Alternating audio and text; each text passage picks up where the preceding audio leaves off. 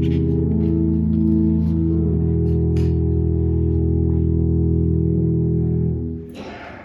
God enlighten the eyes of our hearts to know the hope to which Christ has called us. Amen. Please be seated. It's hard this time of year not to rush ahead of the story, isn't it?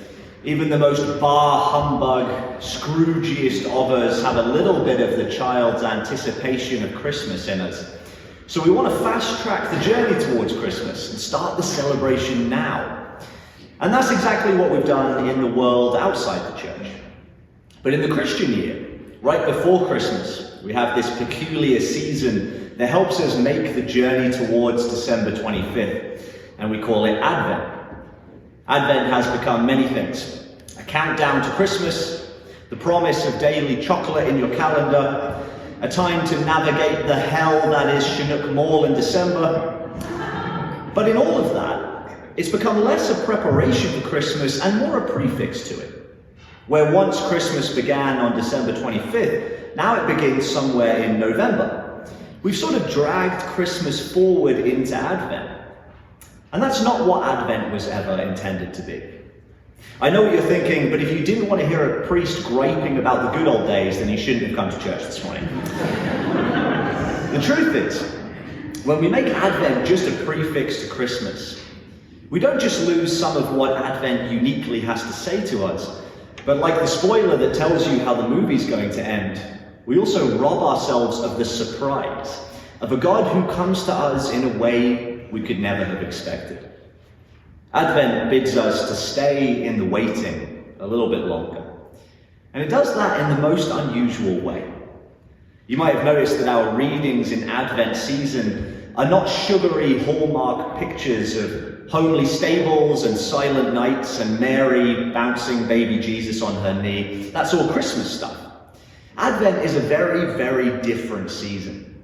Our readings in Advent, like the ones we heard this morning, are about how profoundly broken and disordered and wounded the world is, and about our aching longing for God to come and put things right.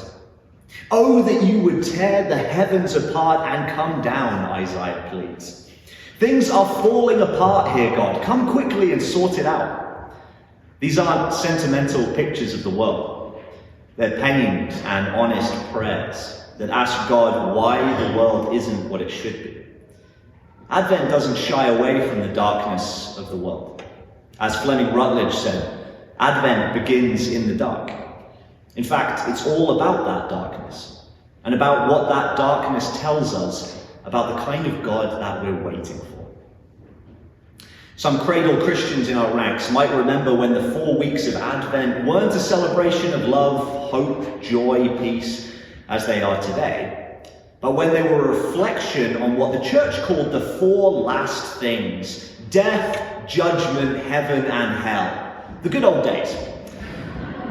Someone had the good sense to sanitize the tradition a little bit, and we can't fault them on that. Nobody wants to light the candle of death and judgment before their Sunday lunch.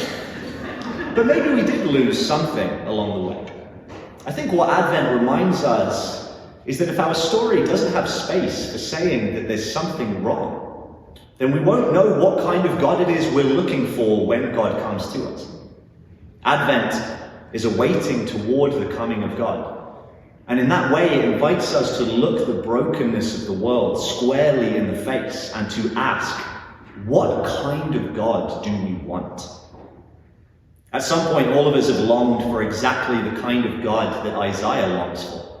A God who rends the heavens and charges in dramatically to put everything in order. If some part of us hasn't longed for that kind of God, then maybe we haven't paid attention to the brokenness of the world that we live in. Or at least maybe we haven't brought that attention into church. Maybe we've let our Sunday mornings be an island of peace and quiet in our otherwise fractured worlds. And that's okay. But we also need those moments where we carefully and candidly bring the brokenness of the world and of our own lives into worship, where we hold it before God and we ask, what are you going to do about this? We need a place to pray our longing for change.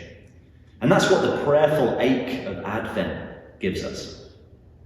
The truth is, when I open the news each morning, I can resonate with the longing in Isaiah, the ache that God would rend the heavens and come and put things back in order.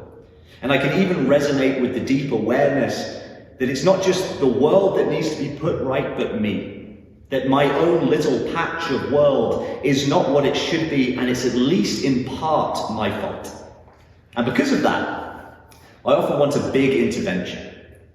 Tear open the heavens, shake the mountains, rout the enemies, and come on the clouds with great power and glory. It feels like the problem is so big that only a big intervention can help.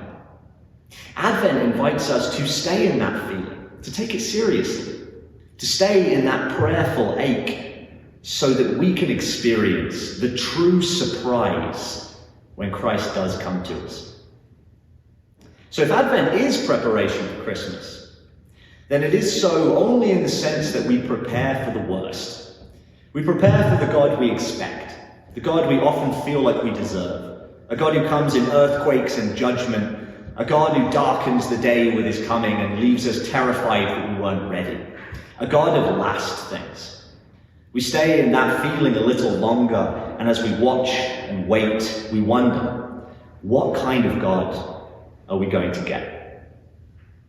Because the Advent journey that holds us in our aching for God to put things right ends in a cave with a teenage mother and a handful of society's less reputable and a child. That apparently is what it looks like when God comes to put the world right. A kingdom that comes to us quietly, and a God that comes not to tear things apart, but to be with us. I told you it's hard not to rush ahead of the story, but we have to withstand the temptation. So I issue an Advent invitation to stay in that reflection, my friends. Linger in the waiting a little bit longer. When you find yourself shaken by crisis in the world, or by the very real crises of your own life, what kind of God do you long for?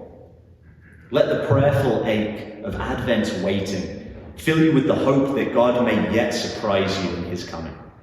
Because the darkness of the world and the darkness of our own lives are the place of Christ's coming when he breaks into our midst, strong and full of grace. Thanks be to God.